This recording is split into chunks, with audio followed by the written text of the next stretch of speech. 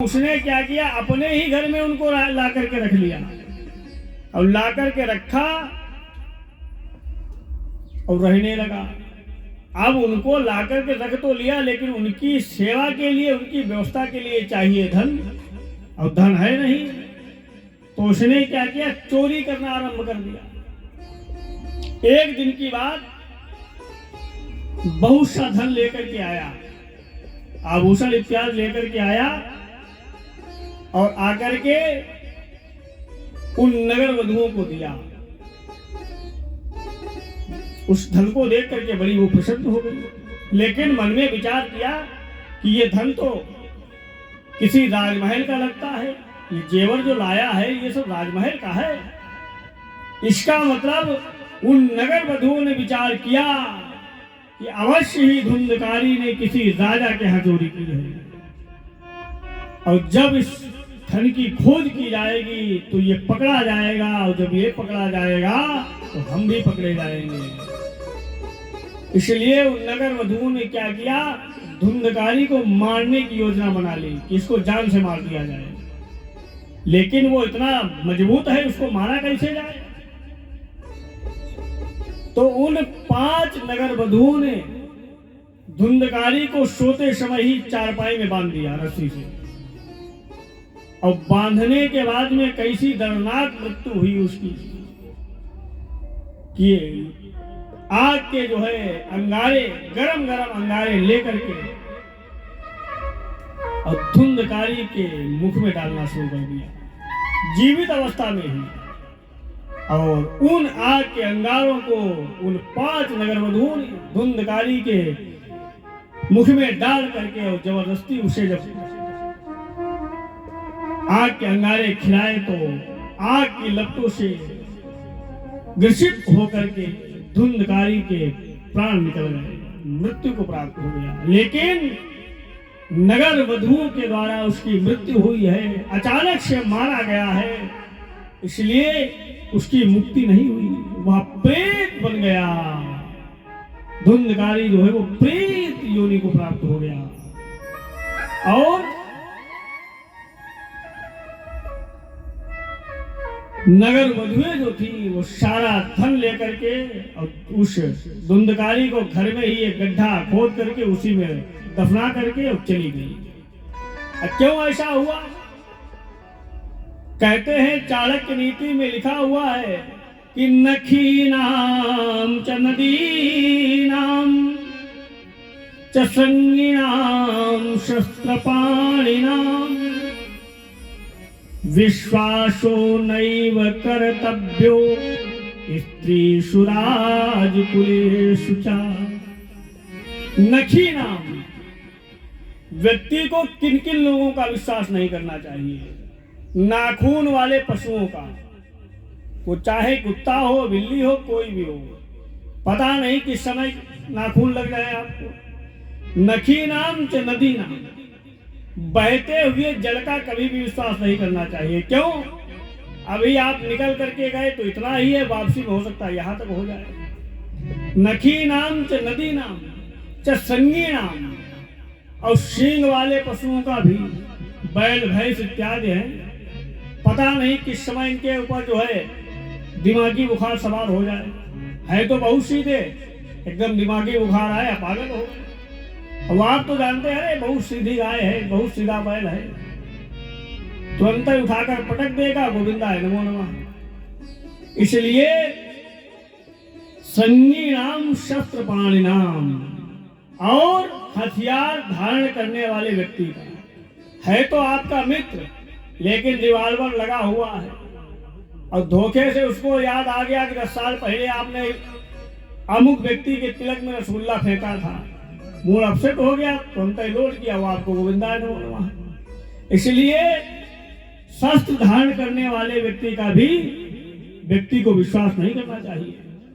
फिर विश्वासो नैव कर्तव्यो स्त्रीषु राजकुलेषु च, और व्यक्तियों को चाहिए, बुद्धिमान व्यक्तियों को, किसी भी पराई स्त्री का, राजकुलेश का, बड़े घर की, बड़े घर का तात्पर्य यह है कि कोई भी हो, इतनी जल्दी विश्वास नहीं करना चाहिए।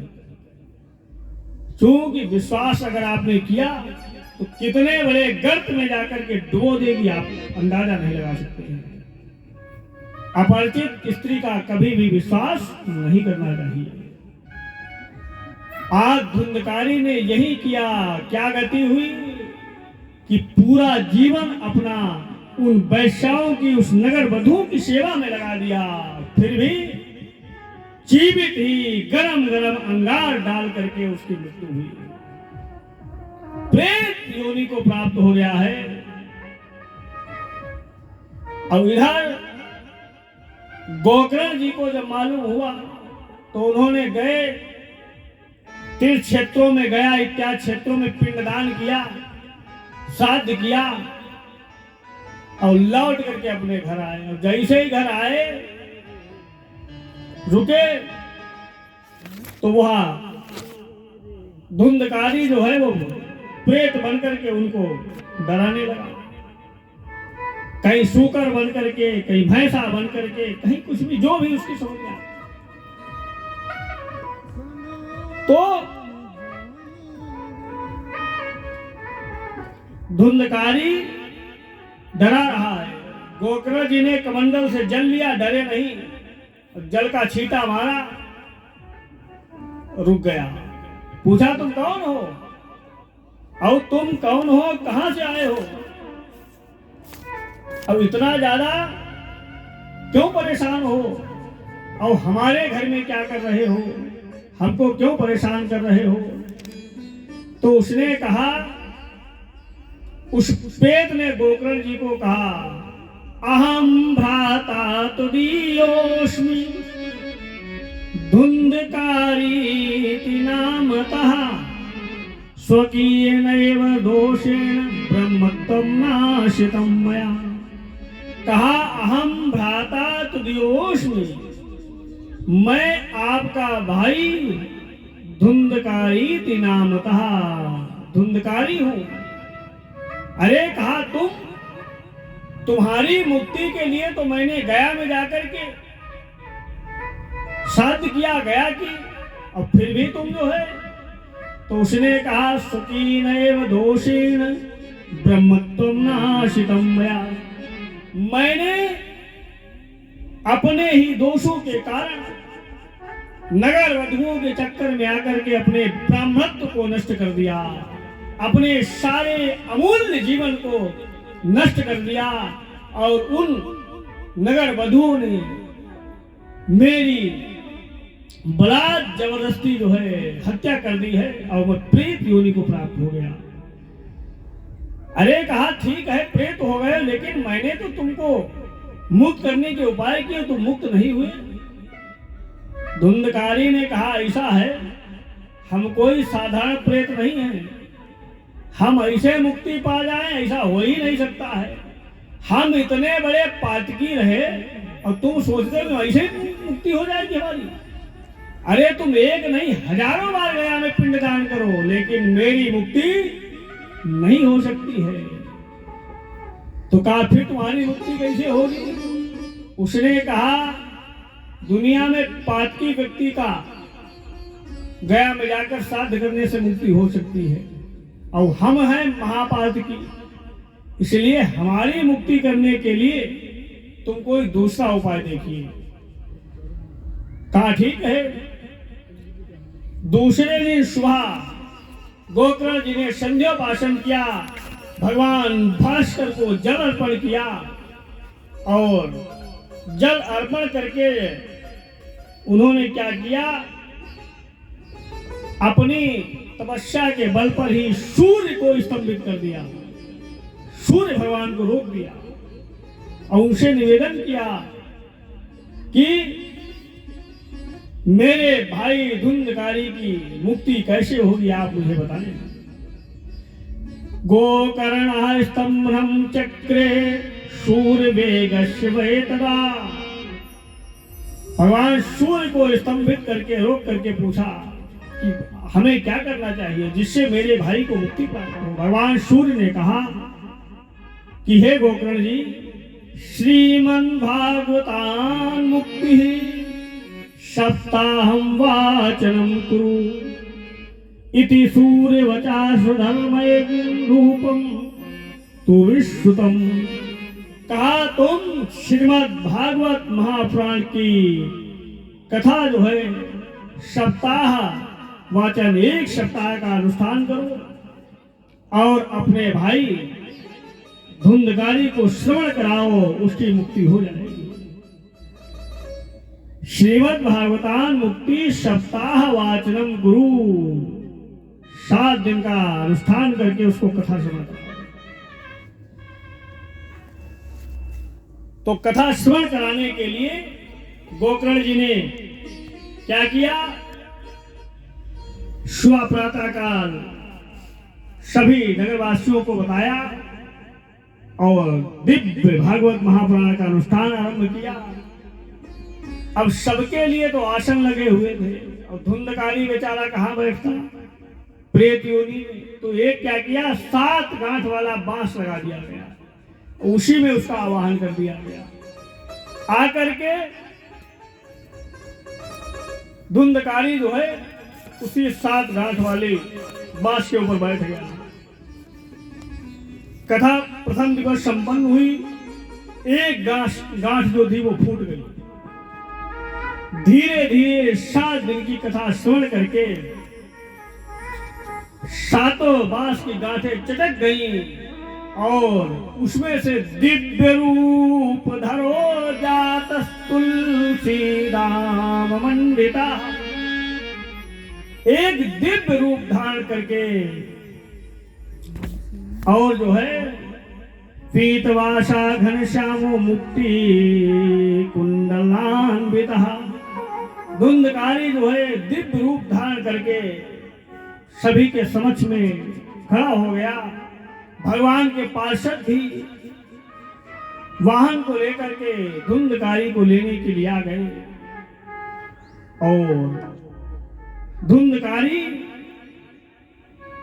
गोकर्ण जी के पास में आया और कहा, भैया धन्या भागवती वार्ता प्रेत पीड़ा विनाशिनी, का धन्य है ये भागवत महापुराण की कथा जो प्रेत पीड़ा विनाशिनी, मेरी प्रेत पीड़ा को भी नष्ट कर दिया।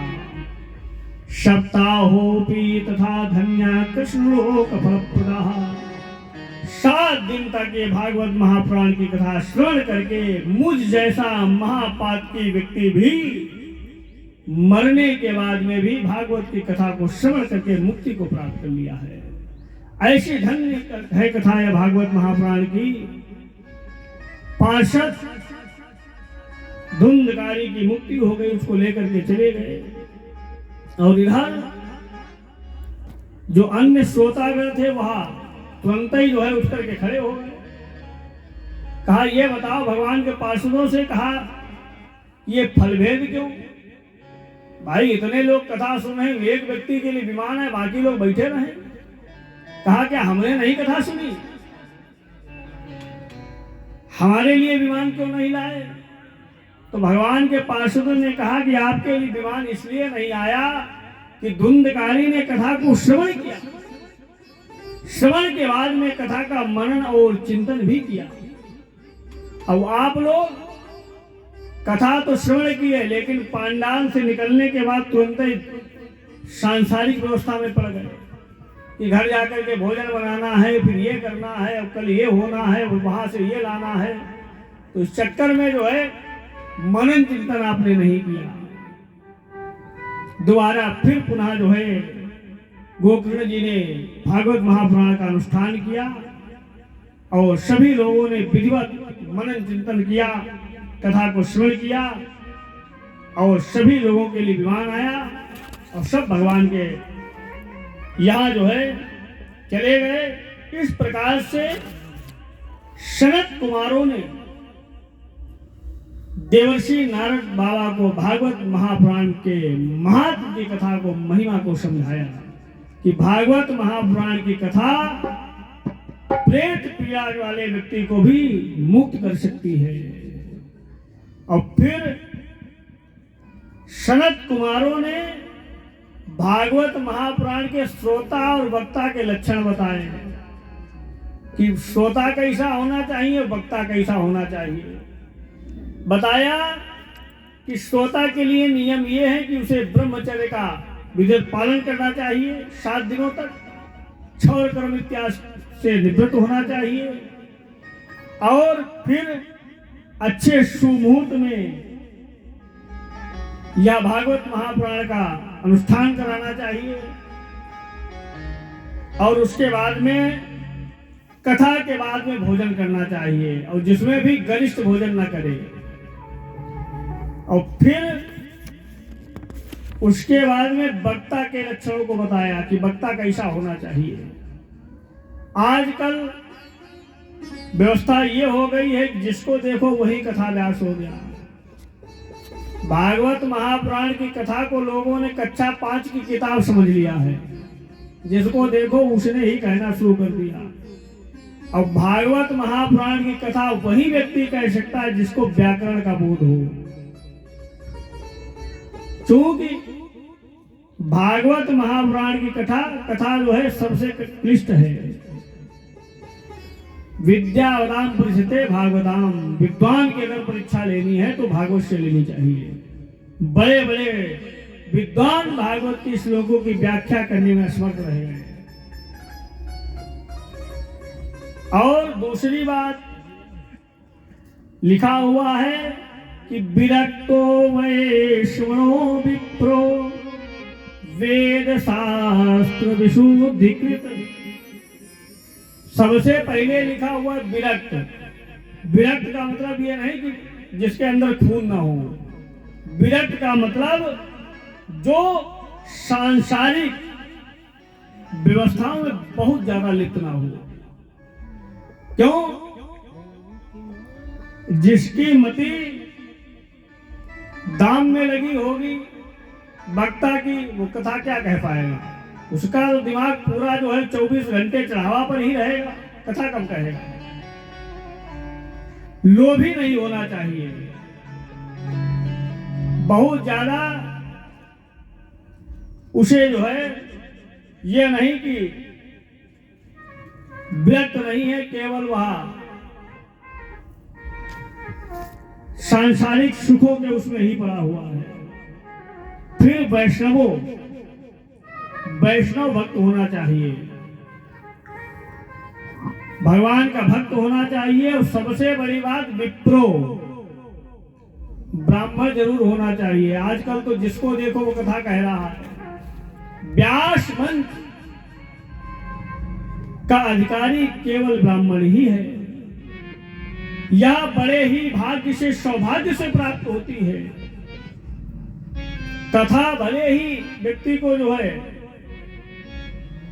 ऐसे ही राह चलते प्राप्त हो जाए। आप लोग कहीं भी जा रहे हैं दूसरे नगर में तो कथाएं तो होती रहती है, सुनने को मिल जाएगी, लेकिन व्यास पीठ पर बैठना ये सबसे बड़े सौभाग्य की बात है।